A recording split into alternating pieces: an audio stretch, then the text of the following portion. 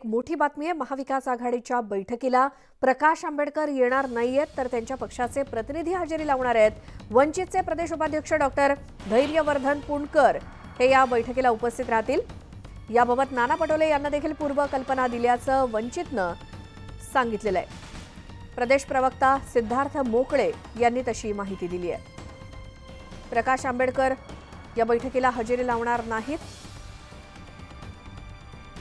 तर वंचितचे प्रदेश उपाध्यक्ष डॉक्टर धैर्यवर्धन पुणकर हे हजेरी लावणार आहेत महाविकास आघाडीच्या आजच्या बैठकीला।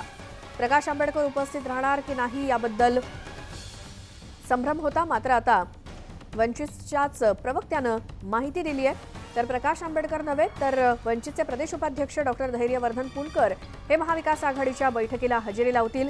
याबाबत नाना पटोले यांना देखील पूर्वकल्पना दिल्याचं वंचितनं सांगितलंय, तसा खुलासा केलाय प्रदेश प्रवक्ता सिद्धार्थ मोकळे यांनी। अधिक माहितीसाठी जाऊयात आमचे प्रतिनिधी चंद्रकांत फुंदे यांच्याकडे। चंद्रकांत, काय माहिती? आपल्याला माहिती आहे, आज मवियाची बैठक होते, जागा वाटपाची पहिली प्राथमिक फेरीची बैठक आहे। या बैठकीला रितसर काँग्रेसकडनं नाना पटोलेंनी प्रकाश आंबेडकरांना निमंत्रण पत्र पाठवलं होतं। त्यावरूनही बरंचसं वादंग झालं, निमंत्रण कोणी द्यायचं, काय द्यायचं, पण अखेर आंबेडकर राजी झाले। पण ते काय स्वतः मात्र बैठकीला येताना दिसत नाहीत। त्यांनी त्यांचे प्रदेश उपाध्यक्ष जे कोण डॉक्टर आहेत ते त्यांना पाठवलेलं आहे। याचाच अर्थ आंबेडकरांनी पुन्हा एकदा मवियाला चकवा दिला की काय, अशी चर्चा मीडियातनं सुरू झाली।